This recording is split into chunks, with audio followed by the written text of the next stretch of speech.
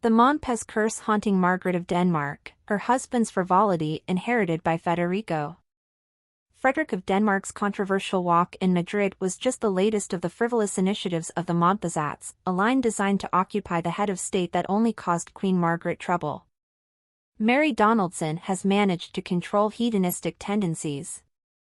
This is the phrase most often heard in the media in the last 48 hours, something smells rotten in Denmark. But the situation is not Shakespearean. On the contrary, it is the most vulgar scandal and therefore not tragic at all. Of course, as in Hamlet, we have a disturbed Danish prince and a threatened throne. A situation that Queen Margaret too felt she had left far behind. Margaret of Denmark emerged from the pandemic to maximize the crown and ensure succession, always a delicate point in Europe's few, and possibly dwindling, monarchies. This is why he made the most controversial decision of all, to strip 4 of his 8 grandchildren, the children of Prince Joachim, of their princely titles. It was a matter of absolving the former members of the royal house of institutional responsibility as much as possible and retaining the privileges and responsibilities only for the heir and his family. Her Majesty Queen Margaret, by her decision, wants to create the basis for the 4 grandchildren to be able to shape their lives to a greater extent, beyond the special considerations and obligations that come with being a formal member of the royal court as a member of the royal household. Institution, the official message said. The message was loud and clear: the crown and its privileges entail restrictions on freedom and require exemplary behavior. Margarita has the power, but it will soon pass to Federico.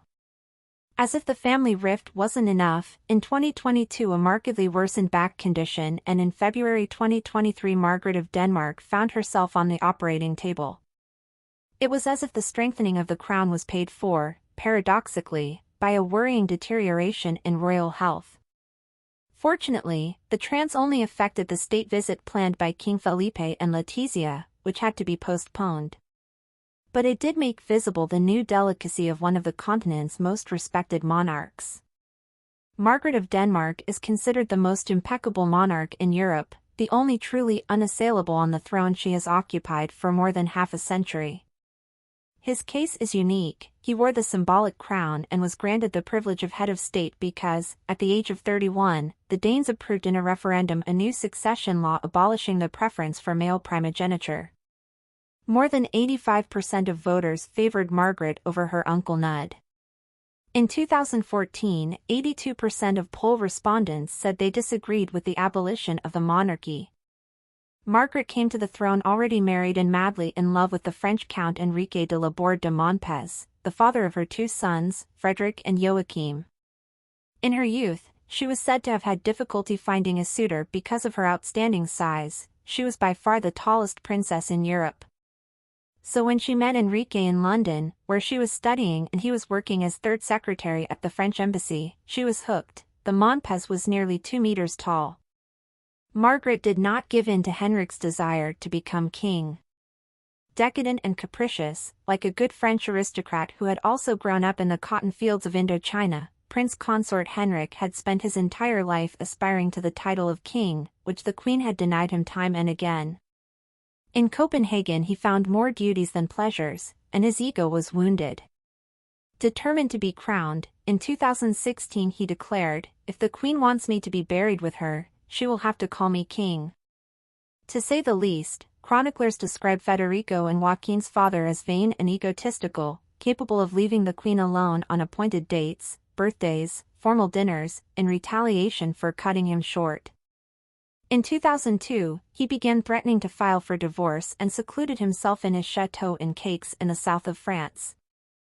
In 2009 he complained of a lower status than his son Federico. "For many years I was number 2 in Denmark, and after so many years I don't want to be relegated to the 3rd rank. I am the first man, not my son."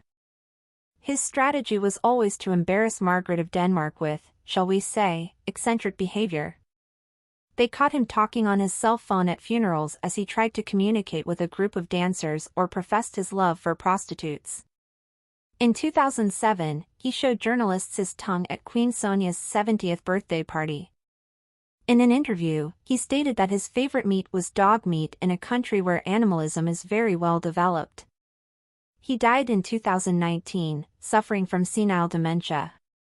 Denmark hated Henry, whom she thought was weak and ridiculous. On the other hand, Margaret was the first university-educated Danish monarch and the most cultured and informed of her dynasty. She studied political science at the universities of Copenhagen and Cambridge and archaeology at the University of Aarhus.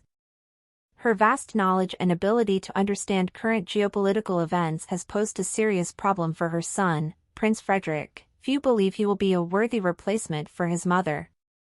Federico and Joaquin are as hedonistic as their father. In fact, neither Federico nor Joaquin has lived up to their mother's expectations. They are more like their father. After their first divorce in 2004 due to Alexandra Manly's infidelity, we learned that Joaquin drowned his brother's jealousy with alcohol. In fact, he started going to the mountains with parties, prostitutes and reckless driving, which ended his second marriage. Federico, however, was a party animal with no alibi. According to Danish magazines, he was nicknamed the Turbo Prince and, in addition to his clumsy courtship of Corona, he inherited his father's love of clubs and prostitution. Margaret always supported Mary Donaldson as heiress to the difficult task of controlling the Monpezats. From the lesser position of wife, she had to ensure that Frederick was seen as a worthy heir to his legacy, making herself the ideal future queen. She certainly fulfilled her role. But with the scandal caused by his photographs with Genoveva Casanova in Madrid, the fragile veil of maturity that had protected Federico's reputation was torn and called into question once again. Margrethe too must be trembling with rage as she sees all her efforts, 5 decades of containing her frustrated husband and another 3 decades of dealing with unbridled party princes, turn to rubbish. It is incomprehensible how the crown prince can walk around unaccompanied, without embassy control and without regulatory accommodation, an inexcusable levity for a future head of state. His movements are bound to be assessed even by his country's intelligence services.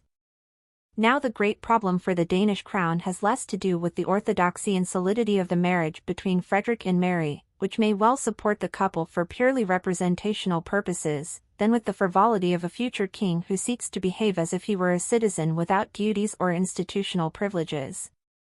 Does Federico not have sufficient resources, economic and cognitive, to pay for his privacy? This is preposterous. And no country can respect a head of state who makes a fool of himself.